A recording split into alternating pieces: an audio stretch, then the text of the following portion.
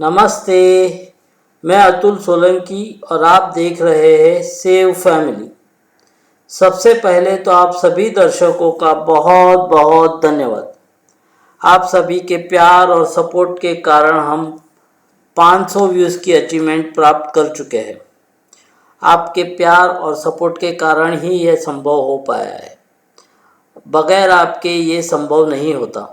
इसके लिए आप सभी दर्शकों का फिर से एक बार बहुत बहुत धन्यवाद। ओके, तो पिछले वीडियो में हमने देखा कि लंदन में कैसी एक सिटी है, सिटी ऑफ लंदन।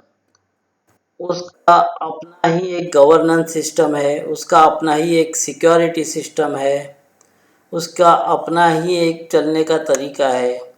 दुनिया में कुछ भी हो जाए, कुछ भी, वो अपने तरीके से ही चलता है।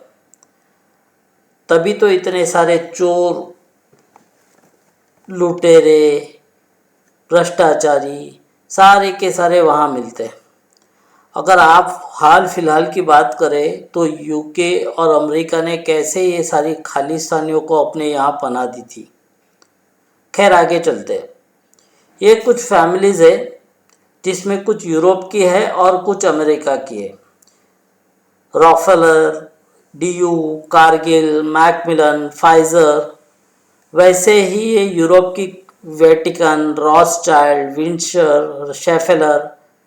इसके बारे में हम थोड़ी बाद में बात करते हैं। पहले देखते हैं चार्ल्स पियर के बारे में। ठीक है, ये चार्ल्स पियर जो था ना, वो सेम टाइम पे chairman of east India company भी था और उसी वक्त वो मेयर ऑफ लंदन भी था। मतलब यहाँ ब्रिटिश किंग कहीं भी नहीं है। इन्होंने किंग के साथ एक चार्टर बनाया था और सिर्फ व्यापार के लिए भारत आए थे। अब ये लोग 1765 से लेके 1938 तक यहाँ थे और इन्होंने भारत से करीब 46 ट्रिलियन डॉलर की लूट की थी। तो जैसे ब्रिटिश साम्राज्य का अंत शुरू हुआ तो उस लूट का क्या करेंगे? तो उनको पैसे कहीं तो लगाने थे। तो उन्होंने कुछ ऑफशोर टेरिटरीज बनाई, जैसे कि चैनल आइलैंड, वर्जिन आइलैंड, और वो अपने पैसे इन टैक्स हेवंस देशों के जरिए पैसे घुमाने लगे। तो इन्होंने उन देशों में कुछ शेल कंपनीज बनाई और ग्लोबल इकोनॉमी को कंट्रोल करते रहे। सिर्फ इनका एक ही ऑफिस लंदन में रजिस्टर होना चाहिए, बस, बाकी कुछ नहीं। चाहे जितनी लूट मचाओ, ये लोग तो बस गुमनाम तरीके से अपनी संपत्ति छुपाना चाहते हैं। उनके लिए तो ये स्वर्ग हो गया था, जो पूरी दुनिया को कंट्रोल करते हैं। जैसे कि अभी पोस्ट वर्ल्ड वॉर के टाइम पे फैमिलीज ज़्यादा रिच हो गई। उनका इंटरेस्ट हमेशा पैसों को बचाने में था।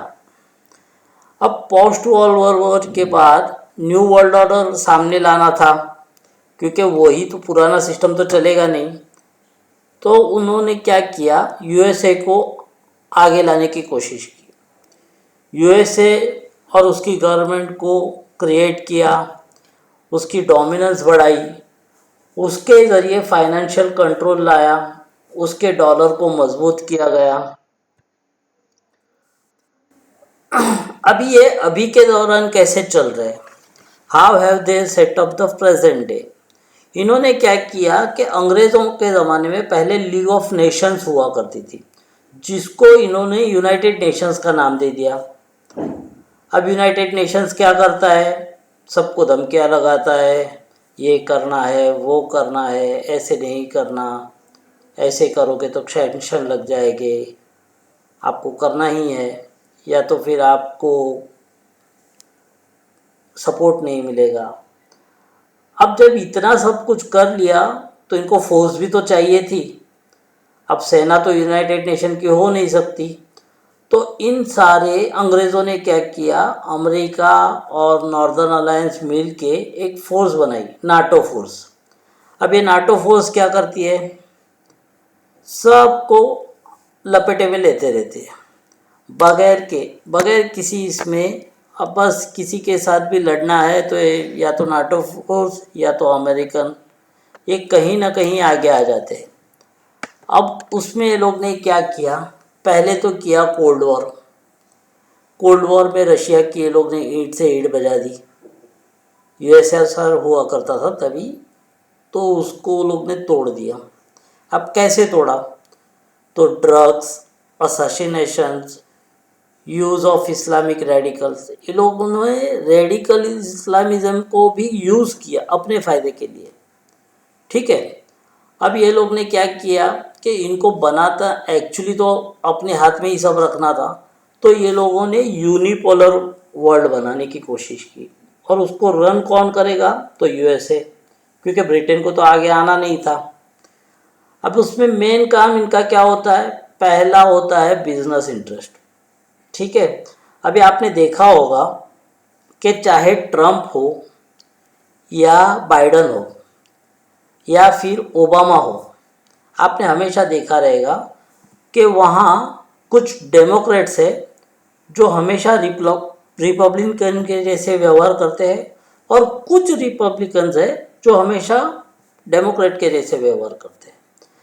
अब सरकार किसी भी आए, ट्रंप आए, बाइडन आए, लेकिन ये जो बीच वाले लोग होते हैं इनकी पॉलिसी कभी नहीं बदलती। आपने देखा होगा कि आने के पहले बहुत कुछ बोला जाता है कि हम ये कर देंगे, वो कर देंगे, वो कर देंगे, लेकिन जब सरकार बन जाती है तो आप देखेंगे उसमें का कुछ भी नहीं होता। अमेरिकन पॉलिसी वैसे की वैसे ही चलती रहती है, राइट। तो इसे कहते हैं यूनिपार्टी सिस्टम, मतलब सरकार किसी की भी हो, ये बिजनेस इंटरेस्ट जो देख रहे हैं उनके हिसाब से ही सरकारें चलती रहेगी। दूसरी बात आपने देखा रहेगा, लॉबिंग, डोनर्स। अब अमेरिका में लॉबिंग अलाउड है।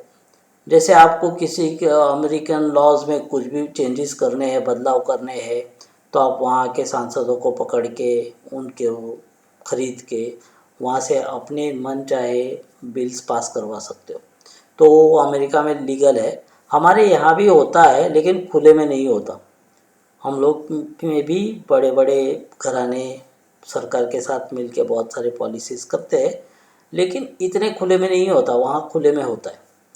तो डोनर्स होते हैं। अब ये लोग क्या करते हैं, अगर ये डोनर्स को आप देखोगे तो ये डोनर्स सारे के सारे डोनर्स है ना, उनका कनेक्शन सिटी ऑफ लंदन से मिलेगा आपको, राइट।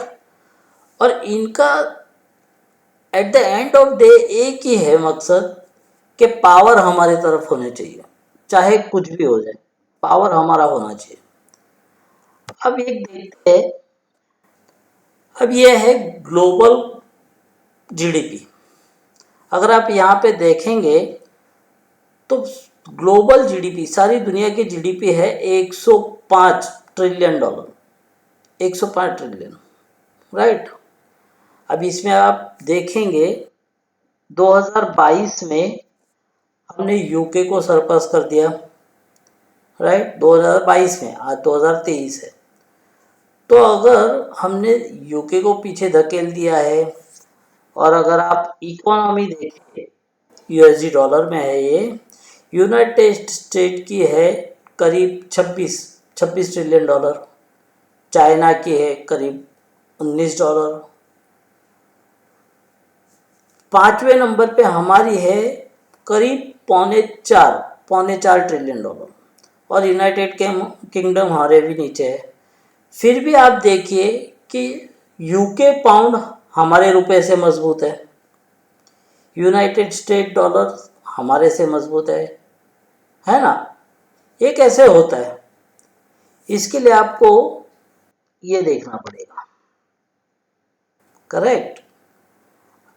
अगर आप ये देखेंगे तो इसमें देखिए कि पहली जो सिर्फ 5 कंपनीज है ना, पहली 5 असेट मैनेजमेंट कंपनीज, उनकी टोटल जीडीपी है ना वो 30 मिलियन की है, 30 ट्रिलियन डॉलर की, सॉरी।